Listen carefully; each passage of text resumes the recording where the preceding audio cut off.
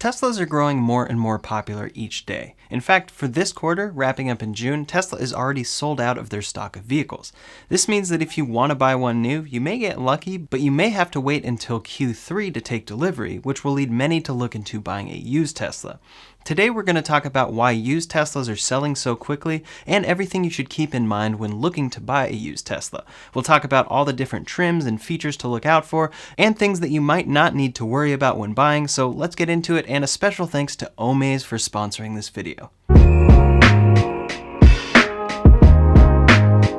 All across the car industry, new vehicles and used vehicles are going for higher than normal prices due to an industry-wide chip shortage. I've mentioned this in a few videos now, but we can see automakers like Ford being forced to fill up parking lots with 99% complete vehicles that are just missing essential semiconductors in order to ship to customers.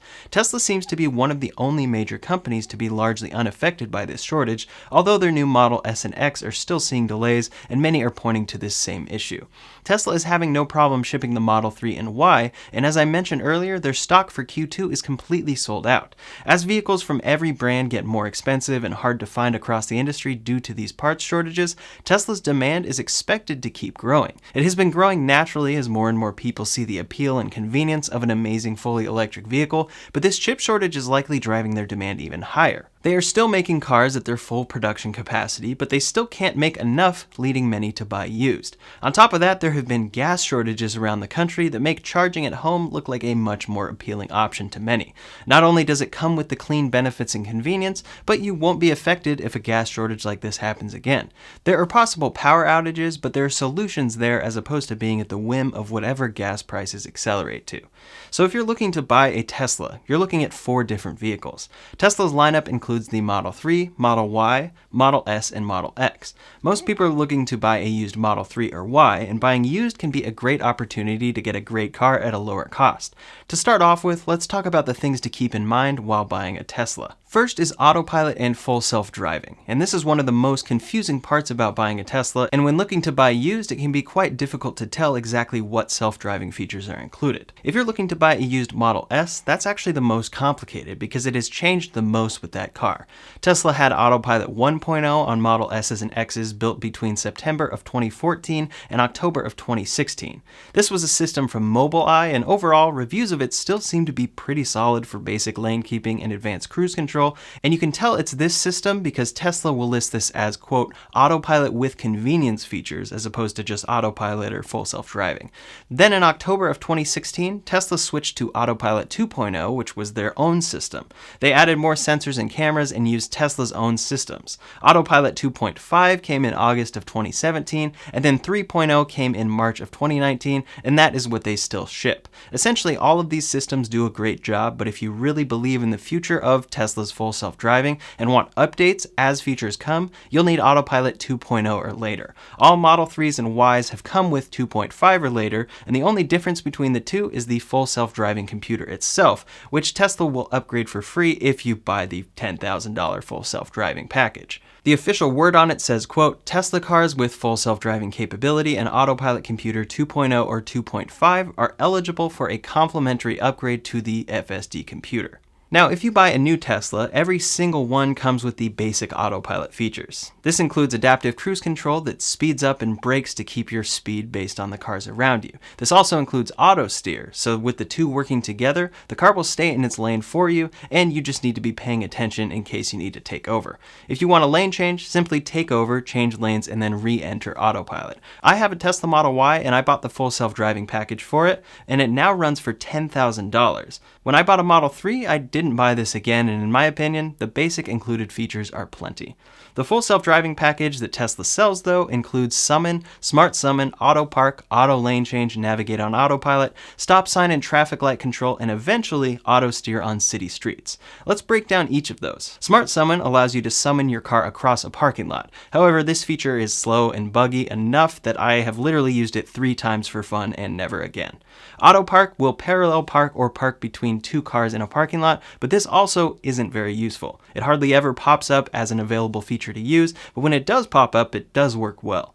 Auto lane change is the best feature of this package in my opinion, because while your car is lane keeping for you, you signal to lane change, it waits until it's safe and handles the lane change for you. It's a lot more fluid than needing to change lanes yourself and then re-enter Autopilot.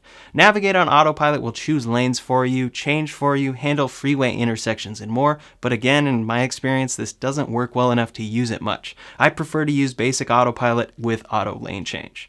Stop sign and traffic light control will stop at stoplights and stop signs for you, allowing you to use Autopilot on normal roads, but again, this is pretty buggy, and auto steer on city streets has been promised for a number of years now. Elon Musk has said that it is a few months away from a wide release, but again, that deadline keeps getting pushed back and we really aren't sure how good it will truly be when it finally arrives. I think it will eventually come, but if you buy now, you're still taking a gamble as to when that feature will actually arrive. So adding those features is $10,000 extra, but it's also a software update, so you can take delivery of your car and add it at the touch of a button within the Tesla app. Also, Tesla will soon have a subscription option for this package, and that might prove the best option if you're interested. Currently, full self-driving stays with the vehicle, so if you trade in for a new one, you lose that. The full self-driving package is hardly ever valued in your sale, even though it costs so much and you have to pay $10,000 again on your new Tesla if you want it again. This has been a big complaint of Tesla owners for a while, but it still has not changed, and it's a big part of why I do not recommend buying this package on your car. I've considered trading in my Model Y for a new one, but I don't want to lose my full self-driving capability that I paid for. So when looking for a used Tesla, there's usually basic Autopilot, enhanced Autopilot, and full self-driving. Enhanced Autopilot includes all the same features of the full self-driving package, minus the upcoming auto steer on city streets feature. So you get auto lane change and all of that, but you'll never get added features via software updates as they come down the pipeline. If you see a used Tesla that you want and it comes with basic Autopilot or enhanced Autopilot, you can upgrade those within the app if you so desire as well. Tesla's used inventory website is pretty clear about this, and most of their used cars come with the full self-driving capability. However, here's an example of one that only includes basic Autopilot. Again, I don't think this is much of a reason not to buy it. The most important part of buying a Tesla is range. Tesla has sold a few different range options over the years, and usually the EPA estimated mileage will be listed depending on where you look. If it doesn't, a simple Google of whichever trim you are looking at should give you the official result. Just keep in mind that the EPA estimated ranges and real-world ranges are two different things. If you drive fast, use a lot of AC or other things, you'll get less range, so you definitely want a buffer for your normal driving needs. Additionally, battery degradation does occur even though it is known to be pretty minimal in Teslas. So over the years, you'll get less range out of a fully charged battery than you did when first buying it. And that would be the main thing to consider when looking at a high mileage used Tesla. I would try to get at least 250 to 260 miles of range, because anything under 200 will surely be frustrating at some point. And the listed range may get less and less realistic the older the car is. However, Tesla does have the best charging network out there with over 2,700 stations and counting around the world, so you can get to most places with a lower range vehicle. You just might have to stop and charge more frequently and for longer. The hidden gem for the Model 3, in my opinion, with range seems to be the rear-wheel drive long-range model. Tesla no longer makes this one, and it's slower than the all-wheel drive, but usually gets great range at a great used price. Regarding build quality, it's important to keep in mind that Tesla is a newer company than basically every other car manufacturer out there. They still ship cars with issues that shouldn't be present, but the worst ones are the earliest ones. For example, my Tesla Model Y was one of the first 2200 built, and it came with a number of issues that I had to get fixed at Tesla service. The same is true for the Model 3, and maybe to an even larger extreme.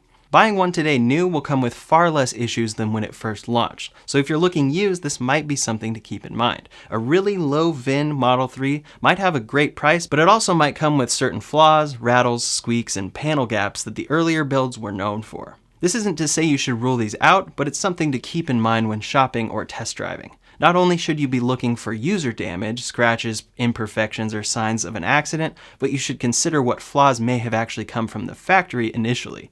So now let's talk about the year numbers on Teslas. The Model 3 was first launched in 2017, so you may think that a 2021 Model 3 is completely different. However, they largely look the same and are the same inside the car. The main features that have changed over the years include better build quality, a new heat pump system that makes heating more efficient, black trim instead of chrome, an automatic trunk, more range, a new center console, and more. As you can tell, most of these things are cosmetic, so they aren't entirely going to affect your driving experience in the car. In fact, every single Model 3 back from 2017 includes the same basic computer and screen. Tesla issues over-the-air software updates, and the speed of the screen has not changed at all. So a 2017 Model 3 will have the same on-screen features as a 2021, minus one or two things like the boombox feature that isn't a deciding factor when buying a car. Tesla doesn't update their cars by year like most automakers do. Instead, they just update features little by little whenever they choose, so it's pretty difficult to trace a year of a Model 3 and know exactly what it includes different until you see it. The main changes came in 2021, and I just picked up a new 2021 Model 3. It has the new center console, black trim, and automatic trunk. Most likely, if you're looking to buy a used Model 3, you'll have the old center console, which was gloss black lids, a chrome trim, and a manual trunk. You can feel a difference and improvement in the new ones, but there isn't anything huge that stands out in particular to make the used one less desirable in my opinion. For the Model Y, Tesla launched this in 2020, and the main improvements have been build quality, ride quality, and the new center console. Again, keep in mind that lower VINs might have more issues, rattles, and a bumpier ride, but a current brand new Model Y will largely feel the same as a used one. They are very popular right now, so finding a used one at any sort of discount might prove difficult, but good luck. For the Model S and X, much more has changed over the years, and it's a bit too much to get into super detail about. The main things to look out for are range, what Autopilot features you'll get, and which computer it has inside. The Model S and X had an upgrade to what they call MCU2 a few years back, and recently they had a recall on the old MCU1. So it appears that even if you buy a Model S with MCU1, Tesla will upgrade you to the new one free of charge. Real quick, I'd like to talk about today's sponsor, Omaze. We've partnered with Omaze to offer you the chance to win a Tesla Model S Apex, customized by Unplugged Performance, plus $20,000. Taxes and shipping are included, and every donation benefits a great cause. What's specifically great about this Model S is the Unplugged Performance S Apex carbon fiber widebody kit, the updated leather interior, blacked out trim, awesome performance wheels, and particularly the matte gray exterior wrap. Not to mention the awesome Model S features like Autopilot, HEPA filtration, the glass roof, and a 2.3 second 0 to 60, which is currently the fastest production sedan in the world. I'm honestly a little jealous of whoever wins. Head to omaze.com/RyanShaw to enter for your chance to win this customized Tesla Model S Apex plus $20,000. Don't forget to use the promo code RYAN50 for an additional 50 entries as well, and the best part is that every donation supports the work of Give Power and 501c3. Again, that's omaze.com/RyanShaw to enter, and promo code RYAN50 for an extra 50 entries. Check it out and good luck. When shopping around for a used Tesla, the unfortunate thing is that Tesla seems to be the only one who understands their full self-driving features. If you look at Carvana, Vroom, or many other popular used vehicle websites, finding details about Autopilot is difficult or missing entirely. In those cases, if you want to know for sure, you may want to do a VIN lookup, find out what date it was built and what the standard Autopilot features were at the time. Or you can see them on screen in settings when you see the vehicle in person. For this reason, overall accuracy of listings and included warranties on used vehicle purchases, most feel that it is best to buy from Tesla directly on their used inventory website. They are clear about what the trim is, what self-driving features are included, and they give the complete details about the warranty. Then if any issues arise, you can use Tesla service just like if you bought a new one. One quick tip though, it's definitely worth searching around for quotes on your trade-in vehicle if you have one. While it may be easiest to trade in with Tesla, I've seen many people get far better quotes from CarMax or other sellers than Tesla was willing to give them for a trade-in. Overall, Teslas are super fun cars to drive, and buying used doesn't change this. As I mentioned, sitting in a 2017 Model 3 feels 90% the same as sitting in a 2021 Model 3, and they both drive incredibly well. Usually when buying a used vehicle, things you're looking out for are expected maintenance, expected repairs, and more. Luckily, Teslas are fully electric, so it is much easier to maintain them. This isn't to say that they are free of issues, but there are no required regular oil changes, no timing belt to fix, no transmission to fix, and overall much less to go wrong with the simple electric motors instead of a full-fledged internal combustion engine. With the Model 3 and now Model Y, there haven't been any major issues that are widespread and expected to pop up besides the replacement of the 12-volt battery. This happens to many owners after a few years, but luckily this is one of the cheapest repairs you can have in a vehicle. One thing to look out for might be needing new tires because the instant torque on Teslas can go through tires faster than the average car. Regarding fuel or charging, Teslas are incredibly easy to fill up if you have the right setup. Usually home charging is the most convenient and easy way to fill up your Tesla, but this may require an install. Usually installing a plug like a NEMA 1450 is fairly inexpensive and preferred so that you can charge up as much as you need overnight. Using a standard outlet can take too long if you regularly use the car. The real cost for the install comes if you need to upgrade your panel in order to handle it, so that's definitely something that is worth looking into.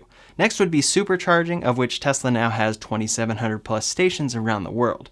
These are pay to charge, and it's rare to find a Tesla that includes free unlimited supercharging at this point. They typically cost less than gas, but are more expensive than home charging, so again, home charging is going to be your best option, and you can see a full video breaking down my true cost of Model Y ownership linked below to get an idea of what charging truly costs. Overall, buying a used Tesla will feel a lot like buying a new one. These cars get software updates across the board, and there haven't been any significant or noticeable features that are incompatible with older models. Technically, there were with the Model S and X, but as I mentioned, Tesla is upgrading those computers as part of a recall by default, so that won't be an issue for you. It's a very interesting time to buy a Tesla with all of these different shortages happening across the industry, so I hope this video was helpful for you if you're looking to buy. In the meantime, you can check out my full review of the 2021 Model 3 linked over here or in the description below, and know that the older versions are largely the same. Thanks so much for watching, and I'll see you on the next one.